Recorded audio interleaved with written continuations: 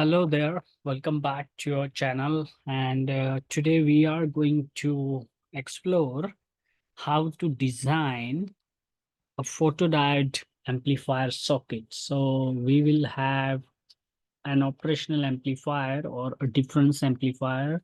Then we will have a sensor that will produce a current in response to the light falling on it. And those sensors are commonly photodiode, phototransistors, etc.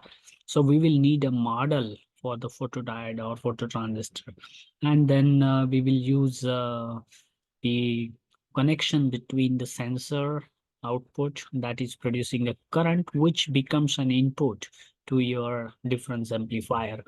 And then we will see the DC characteristics and the AC response of the circuit. So to begin with, let me draw the model circuit. So we will have the current source. Let's say this is your current source, and then it will have its junction capacitance. So basically, this is making a photodiode model actually. So this is a model. Let's call it as a photodiode model. Okay. And this is producing a current I, and this is the PN junction because it's essentially a PN junction. So you have P and N. When light falls on it, the electrons are released and there is a current flow from P to N. Okay, and that's why this CJ is the junction capacitance. So that makes a photodiode model. And then we say that the this circuit is connected to, let's say, an amplifier, primarily a difference amplifier, where we will use some kind of feedback. Let's say the resistor RF. This is an output voltage VO. And then here we will have some V reference voltage to provide the bias stability. We can also connect it to the ground terminal. The amplifier will have the open loop gain AOL to be high. This will be a feedback resistor. So what is doing is sensing the output voltage, converting into an equivalent current, let's say IF, and then that current is being summed at this node, and this current here is, let's say, I in. Here the current that flows is IF, and then that's the third component of the current, which is, let's say, IN.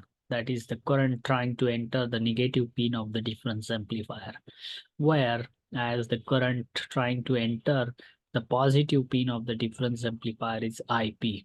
We will say that IN and IP is equal to 0, an ideal case. Okay, this is possible by assuming the R in for the difference amplifier, that is the resistance looking inside the differential amplifier, is approximately infinity. Again, the ideal condition. It is, and practically it is like, say, approximately, let's say, 500 mega for practical op amps or difference amplifier. So how this circuit will work, if we apply, we see that this I in cannot flow inside the negative pin of operational amplifier. Therefore, this I in will try to flow into the resistor RF, the negative direction I'm saying.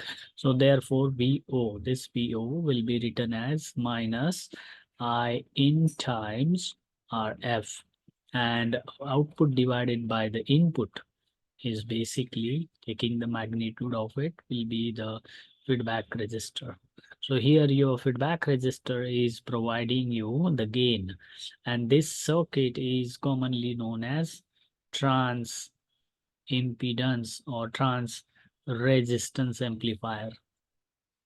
So we use the feedback capacitor CF also here. So let me just draw that here. So we will use the feedback capacitor CF here also.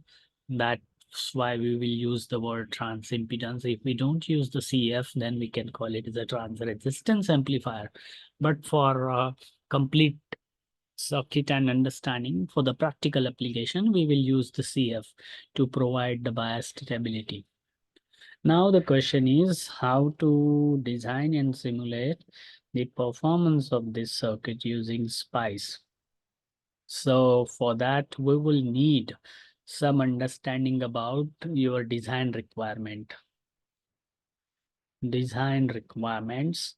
For example, what is your I in minimum and I in maximum? What is your requirement about VO minimum and VO maximum? What is the maximum frequency of operation that is required? Okay, accordingly, with this specification, we need to choose the difference amplifier or the operational amplifier, and we need to know what is the parasitics, such as the junction capacitance, the capacitance of the amplifier at the input pins, etc. So let us start step by step a design procedure about designing a circuit for the photodiode amplifier. So I have opened up the uh, circuit simulator here, and this circuit simulator allows me to design the required circuit that I want. So let me define for you the parameters which are called as design goals. Okay, so let me say that my I in is let me say that my I in is how to say is, let's say, is 0 ampere. Let me use the different color here for better visibility, 0 ampere. And then I have maximum is about, let's say, it's about, let's say, 2.4 microampere. So that my I in mean and I in max. That's the current range or the input dynamic range of the signal is. Then I expect the output VO main to be, let's say, 100 millivolts or 0.1 volt, and the output is about, let's say, 4 volts. Okay, or let's say for the precisely, I will say I want it to be 5 volts. Okay, and the frequency of operation is about, let's say, 20 kilohertz. That is what I want here.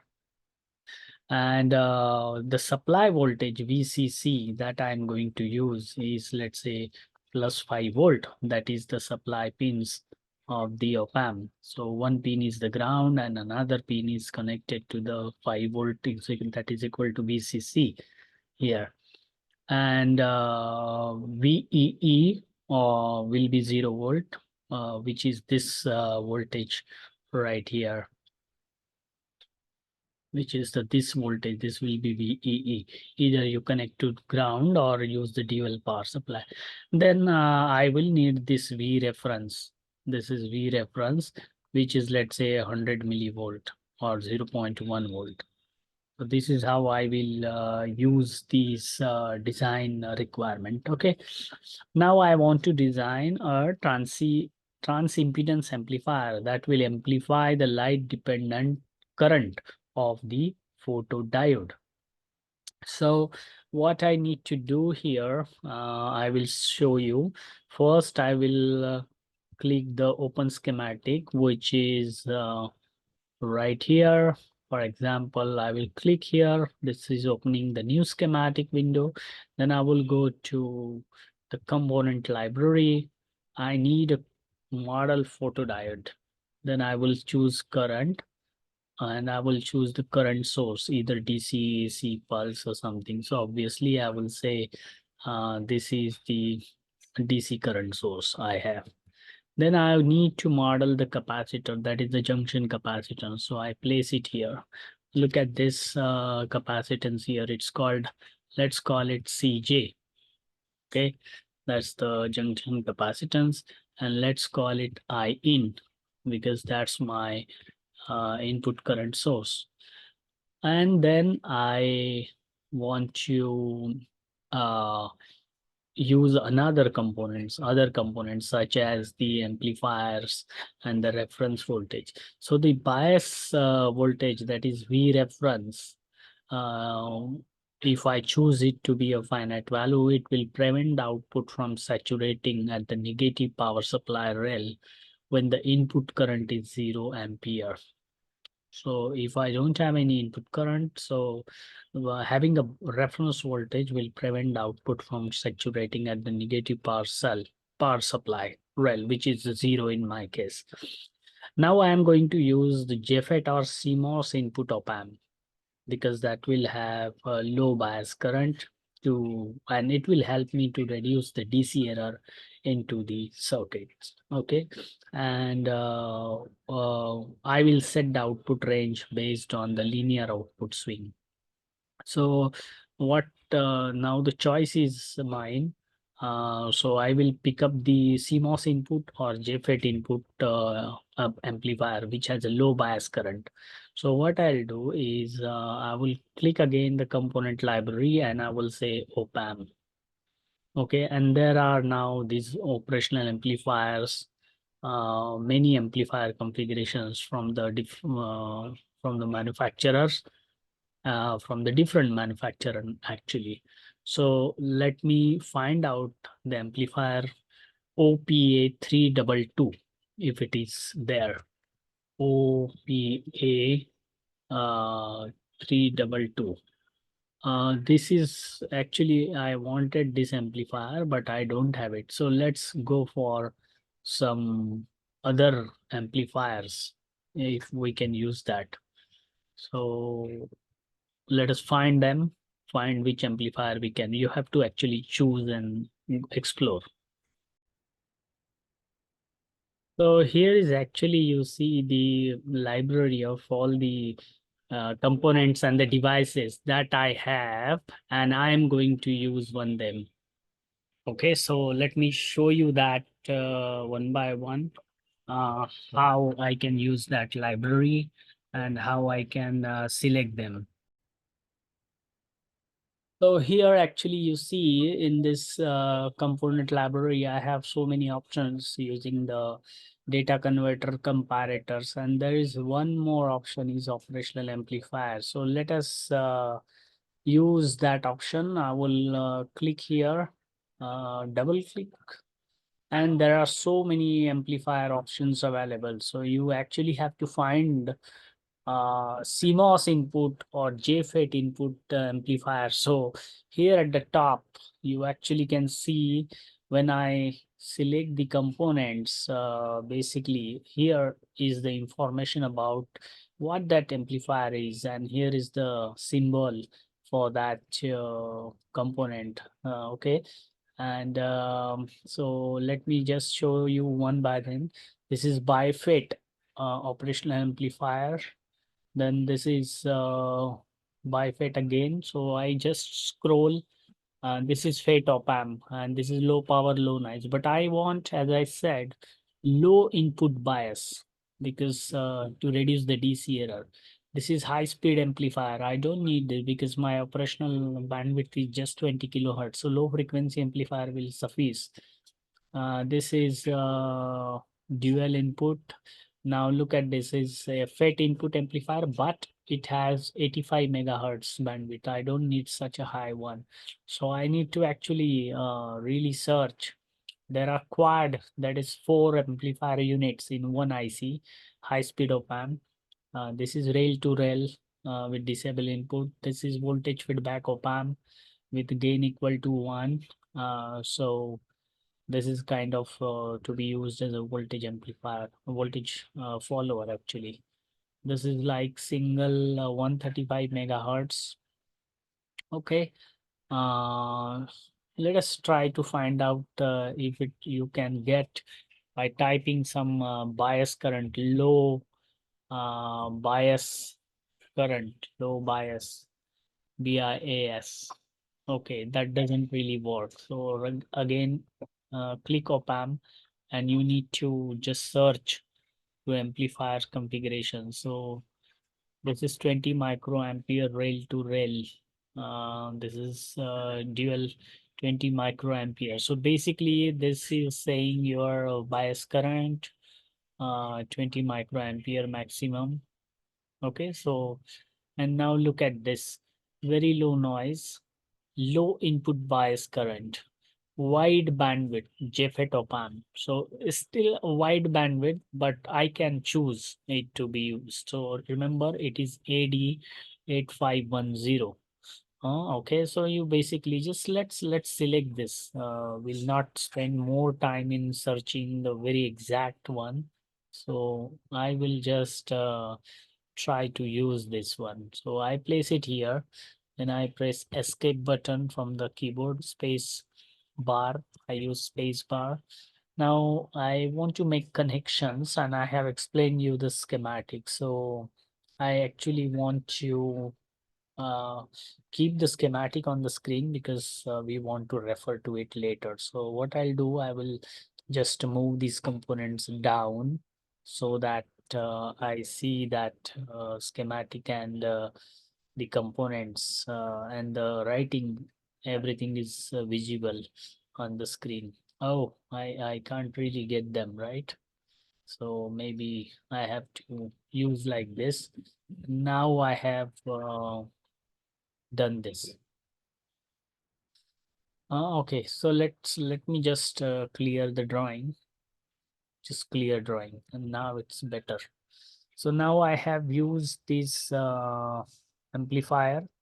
Now what I need is obviously one capacitor for the bias stability here, and then one resistor again R for the feed to provide the feedback gain. So I will just use that here. And now is this is there. Now what I need is make the connections, but before that I need to use the V reference also. So how to provide the V reference? So I will use the circuit. Let me use that, two resistor and one capacitors I need. So let's say I use this resistor here, then this resistor here, and one capacitor. So right here. And I'm just trying to create the circuit now. So let me come back to you after I create the full circuit.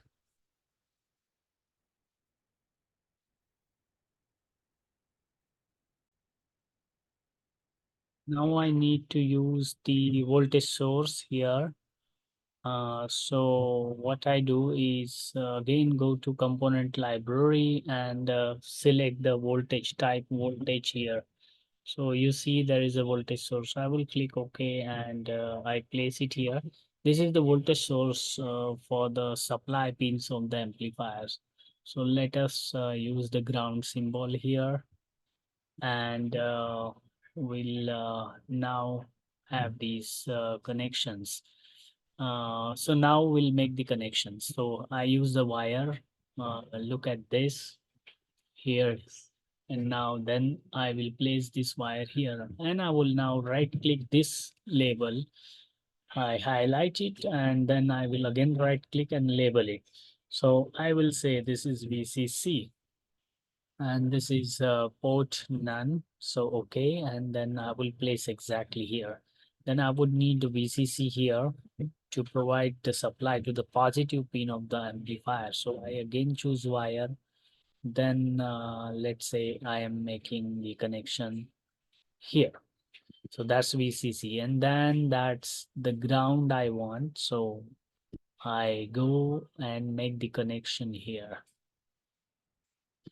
Now I have the output here. So this is my output, and let me right click this net, highlight it, and again right click and label it. So I will call it as VO. and this is an output port, so I will choose it is an output, and I will click OK and place it here. Now with the labeling done, I will make the connections in the feedback path. So here is also I am making the connections. Look at the way I am doing the connections. Then I have this resistor right here, and then I have this connections. So let me just drag the label so that there is no confusion. This is C1, this is R. So I would prefer them to call as R1 and C1, right? So let me call it like right clicking here on the register. I will label name it R1, and then I have like I have to make the connections for the input side. So again, I choose the wire, and let me just make the connections here. So look at this is like this, and the capacitor is connected across the current source. And here I have like this one, and then there is this ground here, and then right here, and then right here. So done, and then maybe we can little bit drag to arrange our circuit right here, and then this net is right here, and then in this extra junction to be cut. Oh no, not like this. So undo it, and then extra junction I want to cut here. That's it. So one that now is time to provide a reference. So how about I say this is uh, the reference. I call it as a V reference. V reference. And it's the input port. So let's call it input and select it here and place it here. Now that is done. A little bit movement will help. Is right here. Now what we do, we actually have the connections like this. This resistor go here, and then this capacitor is across the connections. And again, you have the connections like that. Then put a ground here, and again choose a wire and make the connections. Press space bar on the screen. Now you need to provide the plus VCC to this end. So what you can do, we just have to uh, make the connections here either this way, or you do one thing, just say undo, and this net you label it as VCC. So again, you will have the same, and this is the net VCC. So if you highlight this, so look at this. So VCC, wherever there is a VCC connection, that is a supply coming, and that net will be highlighted. Okay, and now let me just drag it a bit or move it a bit. This is the input side of the circuit. The circuit should look spacious and clear, and maybe we'll drag this V reference bit and this net bit like this. Okay, so we are basically seeing that on the positive pin of the amplifier we have V reference, then R2 and R3. So let's call it as R2, uh, R22. I can't label the same if there is already present with that name. So let's call it as a R3, and now it's called as R2. Okay, and then the capacitor is C2. Okay, and we have now connected it to the VCC, and the positive pin is also connected to the VCC, and the supply pin of the amplifier, and this positive pin of the op-amp is connected to the V reference. So you actually got your circuit completed, and remember the current source I and CJ uh, makes a photodiode model. Okay, now it's time to design. It means you have to select the values of the components that you have done. So first we will select the value for R1. Okay, so how do you select the value of R1, which is the feedback resistor right here, which is the feedback resistor R1. So let me write it here, how you will do that. So what I'm going to do is design steps. So R1 is basically the feedback resistance, which is going to be the ratio of voltage over the current. So what is the voltage across R1 due to the uh, well uh, the value of R1 will be chosen as the VO max minus VO min divided by I max. So remember, we have chosen the VO max to be about 5 volts, right? So it will be 5 volts in the specifications, right? Or let's say 4.9 volt. 4.9 volt was the VO max, minus 0.1 is 100 millivolt was the VO min. And the IO max, that is the photodiode maximum current, was about uh, how much was that? Remember, 2.4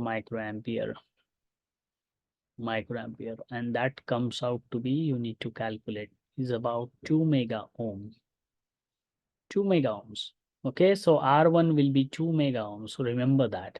Now we need to select the feedback capacitor to meet the circuit bandwidth of 20 kilohertz. So you have like pole frequency at 20 kilohertz.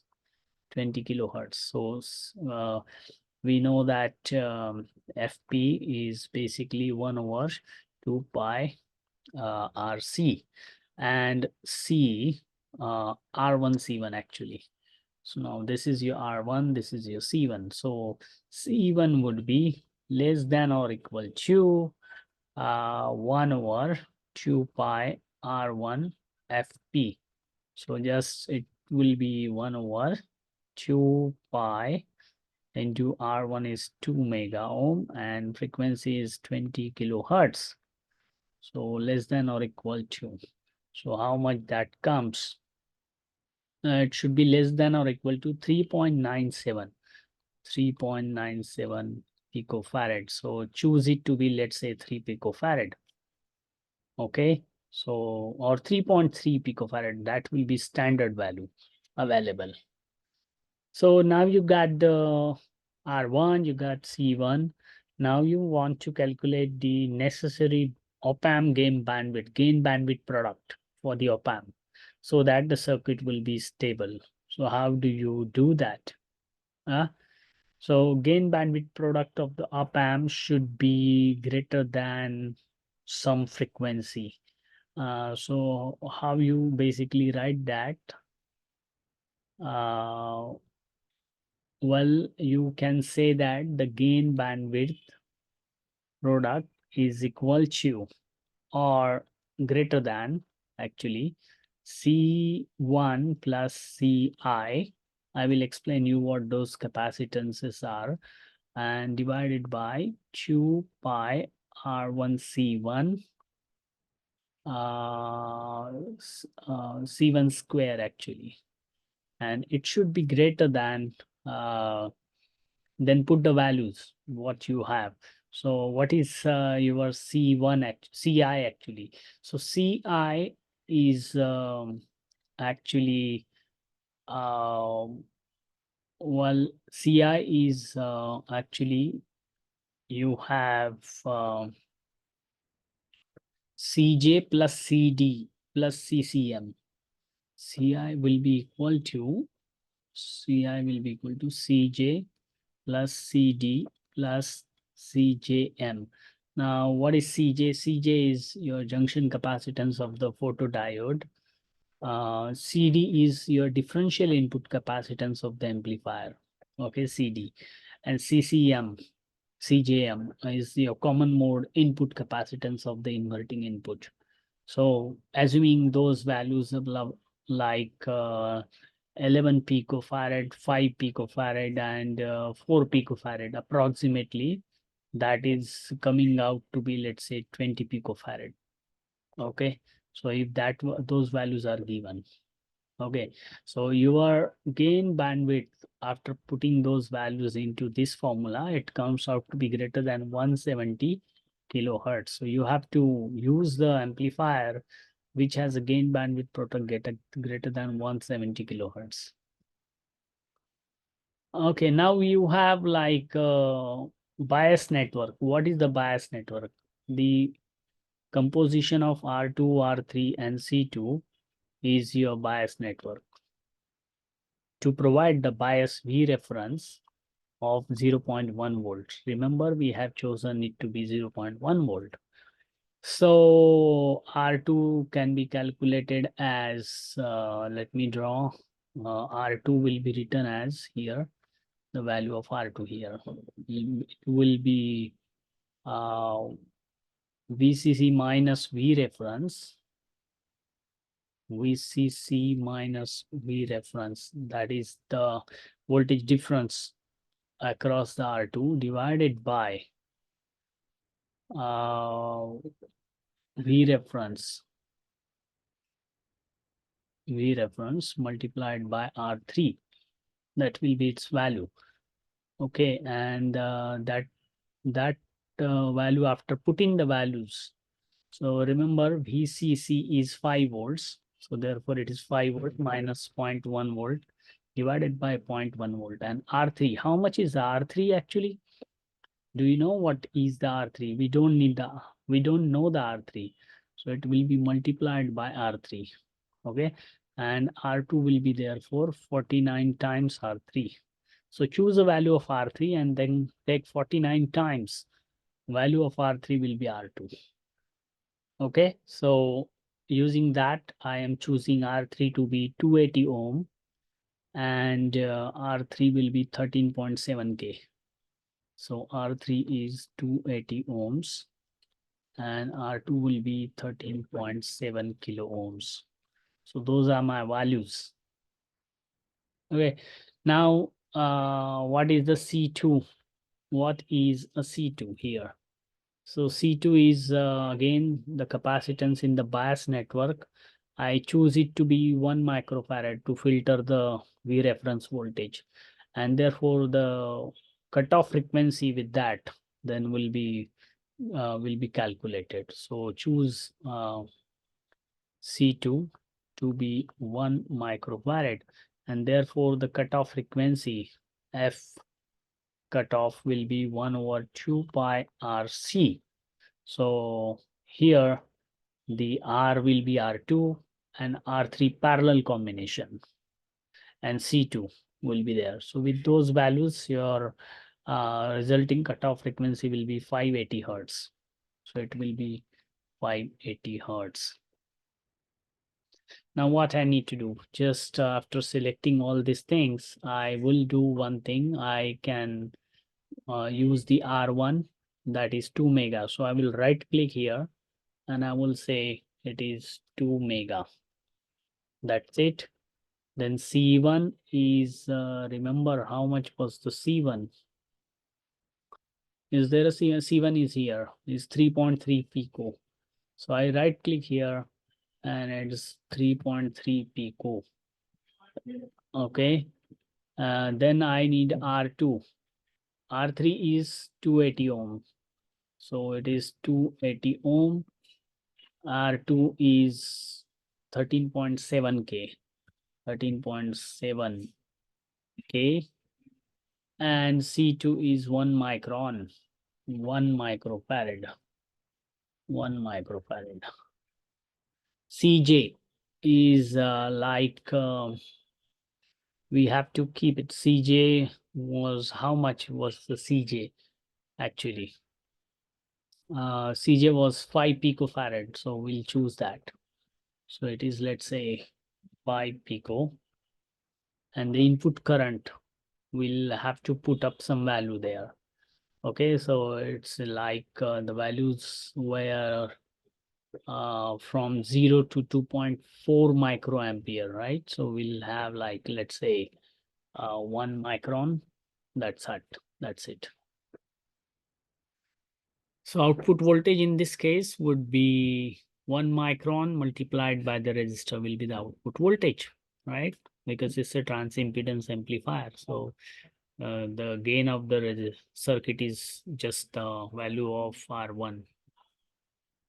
Have we selected all the values? V reference. V reference is 0.1 volt. So I need to actually provide the V reference. So what I do is copy paste. I need to use, let's say, F6. That will help me to copy paste. So I will copy this voltage source. Let's sit somewhere here, and I have to call it as V reference. V reference. And this is input port. And look at that input port, and then it is coming there. But whether now this way reference or the reference, this way reference and this way reference, they are same or not, to confirm that, I will right click on the net and highlight, and look at this. That's the same, because that's connected to the same nodes. So that's it. So all my circuit is done. Have I done all the values? Yes. Have I chosen the proper amplifier and its supply pins? Yes. So now let us, it's a time. So V reference value is to be chosen. So it is, let's say, 0.1 volt. So that is your 100 millivolt, right? And here, how much is the VCC? We have to choose 5 volts. So it is 5 volt. Now it is clear that we have chosen the value. Let me now clear the all drawings. And now look at this circuit. This is the circuit of a practical transimpedance amplifier. We can actually choose the manufacturer values, components from the capacitor. For example, select capacitor. And here you have like 3.36 micron. Look, microfarad. So you can choose that capacitors. You have resistor, you want 2, so 2 mega. There is you have to select for that. Is there a 2 mega? No, maximum is 1 mega, so you have to use 2 in series, something like that. Okay, so you can always do that in any time when you go for PCB or something like that. Now it is time to simulate the results. So simulate. So we'll plot the V output versus input current. So what we are going to do, we will click simulate, hit simulation command, DC sweep. Name of the source, I want I in to be sweep. That is the input volt current source. Linear. Start value 0. Stop value 2.4 microampere. I want, and let's say 0.01 microampere. Click OK. Place it somewhere. That's it. And now I will see the simulation. Click run. Now click on the output net. Oh, look at this. It is not the linear in this range, but still we are having the kind of increment with the increment in the current. And there is this ripple that is coming, this constant, and all these things are coming here. So how much is the voltage is basically zoom to fit. So your current on the x-axis, that is from 0 to 2.4 microampere, and the current voltage is like 4.1707 to 4.1707. So it's a kind of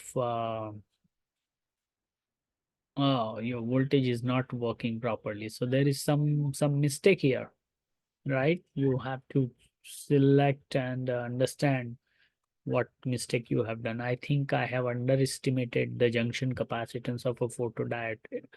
Let's increase it 11 pico. So if that is done and click run simulation again. So this is like you have to choose a proper amplifier, but still we will do it. Okay. So 3.3 pico is our capacitor. R1 is 2 mega. VCC is 5 volt DC. R2 is 13.7 K. R3 is 280 ohm. C2 is 1 micro farad. And current. Is there anything we have done wrong? So we need to actually understand that. Let me move this part bit down so that I can actually do that here, and then this one goes here. This is the bias network, and then save and maybe just simulate. Okay, to keep it simple, what if we set it to be 0, for example, and then run simulation? It's still not much difference because you have this reference voltage about this one. Okay, let us figure out one by one. So we'll click the edit undo so that reference voltage of 0.1 volt comes back. Let us investigate.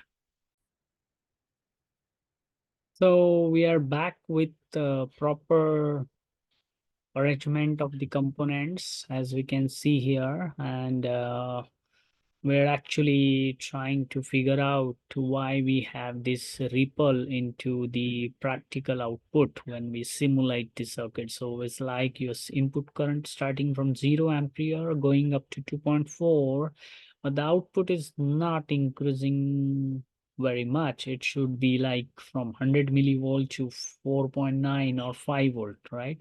That is what we expected while doing the design of the components. So this is most likely because when you have a 0 input current, you should have 0 output voltage. So it's basically saturating your output to the positive supply rail.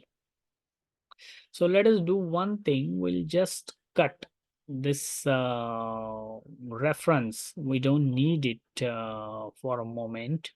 And let us connect this to the ground actually.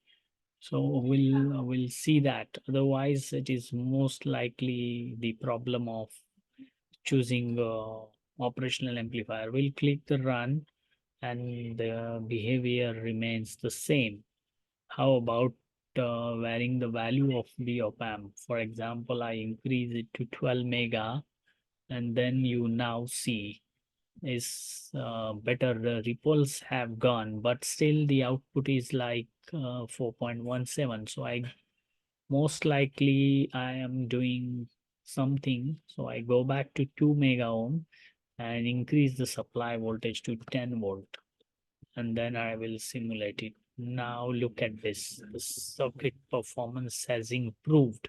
So it starts from 2.5 volt output voltage, goes up to 8 volt. So it is now better. So we'll do one thing. We'll come back with the bias network that will undo it. That is actually F9. So we'll press that F9 until we do the biasing, and then we'll use this to be 10 volt. Okay, so this is mostly likely for the op amp. So it's starting from 2.7 volt, something like that. Okay, if I right click here, it helps me to open the macro model for this text feature. So we'll click open, and now look at this. we have to use the dual power supply actually for this amplifier, V plus and V minus. Okay, and then that's how it looks like. So okay, close it. But we have done that. Okay, so we are using like 10 volt, and now the circuit works fine. You have a linear output. So for a linear increment of current, you have a linear output. So it's output starting from 2.7 volt and so on. So dynamic range is like from 2.7 to about 8 volts.